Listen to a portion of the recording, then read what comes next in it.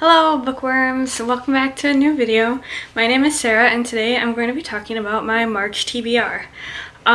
So I'm going to kind of do this video in three different parts. The first part is going to be discussing arcs that I have that I'm going to be prioritizing this month because their publishing dates are in April, and so I want to make sure I get them both read this month so that I have reviews posted within just like a couple weeks of when they're actually published. The second part of the video is going to be discussing already published books that I want to hopefully get to this month. And then the third part, it's going to be less of a list of books that I definitely want to get to, and it's going to be more of just a couple of audiobooks that I'm thinking of picking up. When I pick audiobooks that I want to listen to, I do it a little differently than how I pick physical books that I want to read, but we'll discuss that in that part of the video. So the first part, like I said, is discussing two arcs that I want to make sure that I read this month. The first arc being Hummingbird Salamander by Jeff Vandermeer. So thank you to MCD and NetGalley for giving me an early release copy of this book to review. I'm really excited for this one. Jeff Vandermeer, I feel like not a lot of people talk about him. He's an author that is more geared towards the sci-fi genre, but he's very, I feel, experimental with how he writes his books. Now, I've only read the Southern Reach trilogy by him, the first book being Annihilation. I really enjoyed that trilogy, but I had kind of a weird experience while reading it, because as much as I enjoyed it, I also found it kind of confusing and almost like I wasn't smart enough to read it, but like in a good way, if that makes sense. I found it really interesting, so I'm nervous about picking up Hummingbird Salamander because I want to make sure that I'm understanding it to the fullest extent, but I'm really excited about it. So this book follows Jane Smith.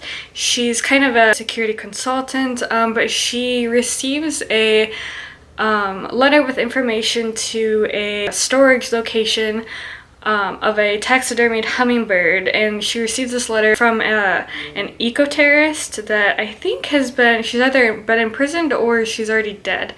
And so Jane takes this hummingbird. With it has a description of how to find a taxidermied salamander. When she takes the hummingbird out of the storage unit, she then sets into motion this like domino effect of events. And so it's a story of, I guess, her trying to like stop the domino effect while also figuring out why she's being contacted by this eco-terrorist and what exactly is happening here.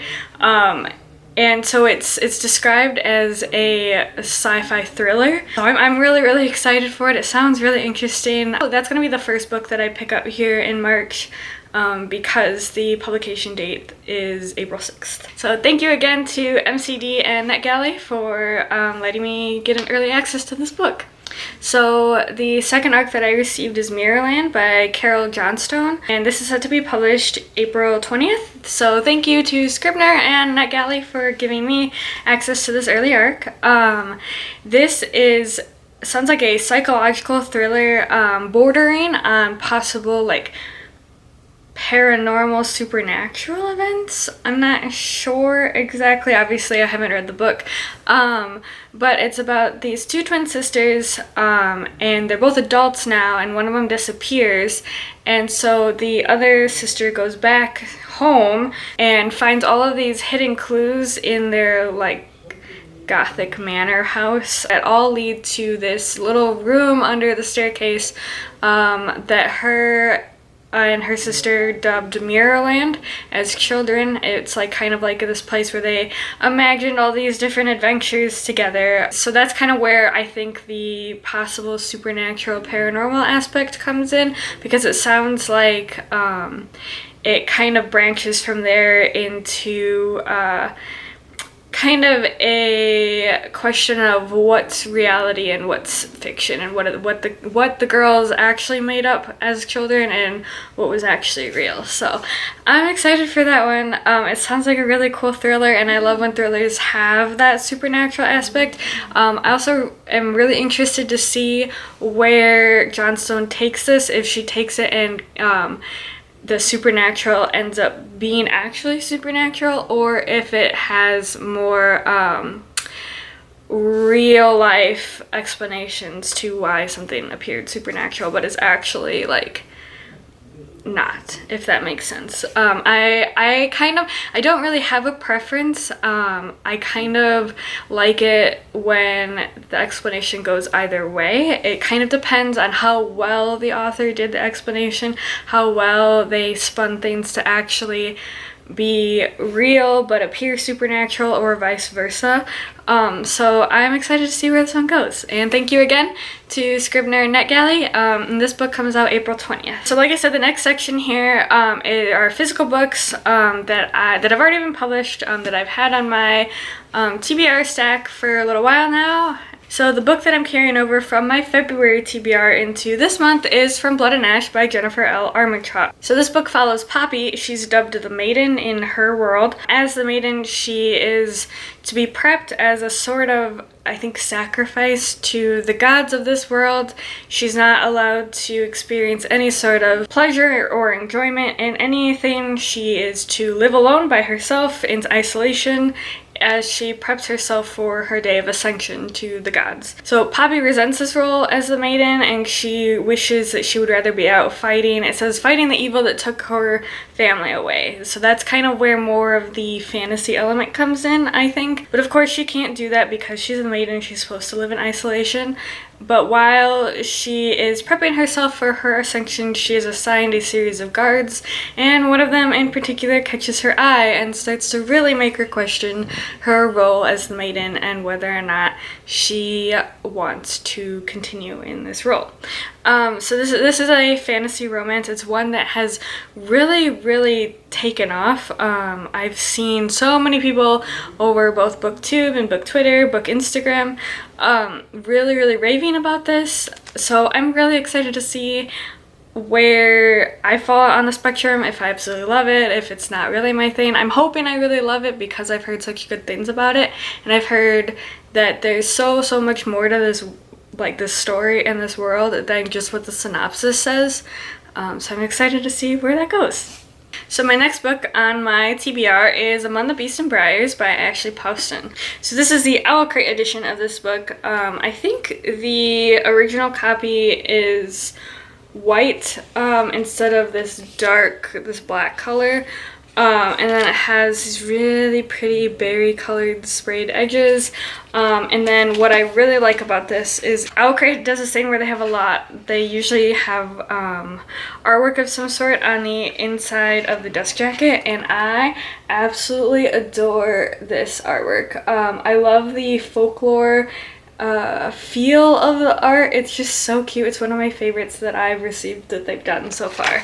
So my little Owl Crate plug aside, so this book involves one of my favorite fantasy elements, and that is a creepy sentient forest. I love when fantasy books incorporate that type of thing into the story, and so this is about a kingdom that has made a deal with the Lady of the Wilds, who runs the creepy sentient forest that I was just talking about. The deal was made where the kingdom would not experience any sort of like droughts or famines or natural disasters, but as a consequence, the forest has become increasingly sinister and more violent. So nobody goes in the forest at all, but if you live along the edges, you kind of have to be really careful because it will kind of grab you and kill you. So that's what happened to our main character, Ceres. Her family was killed by the forest when she was a young child.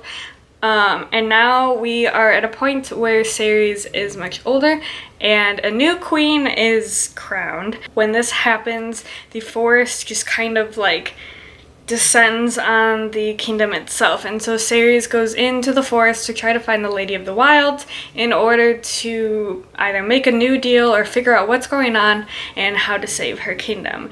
So I'm really excited about this. I just love the vibe that this cover gives off. I'm gonna show it to you again because it's so pretty. Yeah, I'm really excited about it. It sounds really interesting. It sounds like a very folklore-esque story, and I love that type of fantasy story.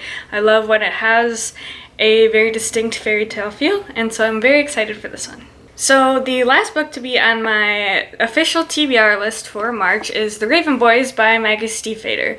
So this book is one of those that came out towards the end of my high school years, I think 2012, so I would have been like a junior, and I had heard a little bit about it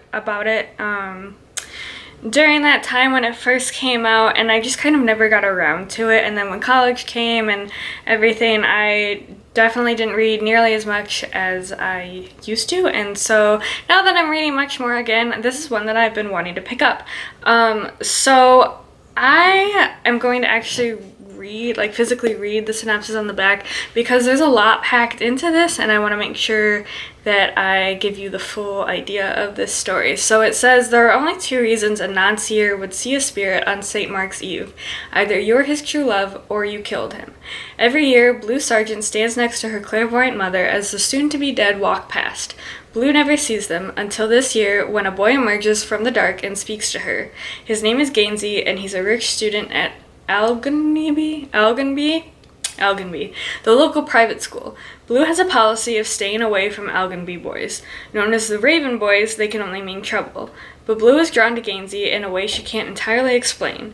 He's on a quest that has encompassed 3 other Raven Boys: Adam, the scholarship student who resents the privilege around him; Ronan, the fierce soul whose emotions range from anger to despair; and Noah, the taciturn watcher who notices many things but says very little.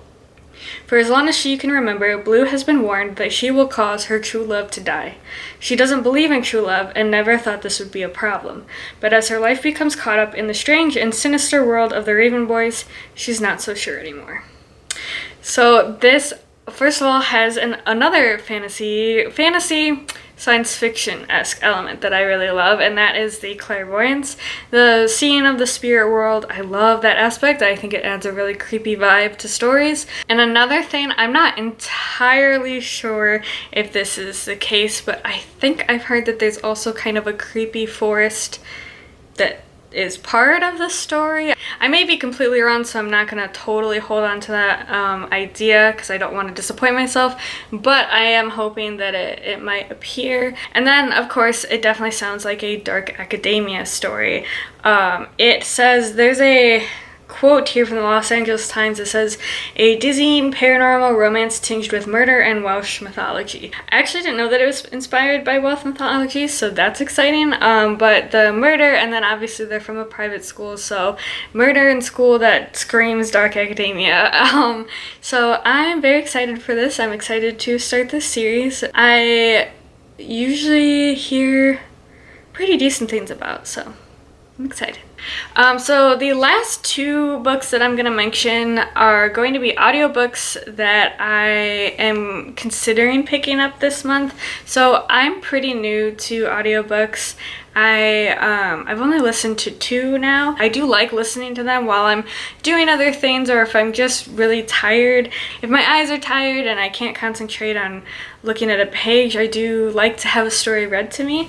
So the audiobooks have been really enjoyable. However, I'm on the fence whether or not I have the same impact that a story has when I'm physically reading them than if I'm just listening to them. So because of that, I've been trying to just kind of randomly pick up audiobooks and more picking up books that I've been curious about but that I'm not necessarily planning on getting right away. Not necessarily books that I'm like, I absolutely need to read this, but more like, that sounds really interesting and I'm curious enough that I want to eventually read it. So they're like lower priority books, and definitely not fantasy books because I feel like they take a lot of focus for me, especially because my favorite type of fantasy books are usually pretty complicated ones, and so I'd much rather physically read them, of course, until maybe I get a little more experience with them. So I'll probably listen to maybe one audiobook this month. I'm hoping to at least fit in one, if not both of these that I have on this list. But the two that I'm interested in picking from are Severance by Lin Ma and If We Were Villains by M.L. Rio. I don't want to go into these knowing too much, so I'm just going to kind of give you the general idea that I understand about these books.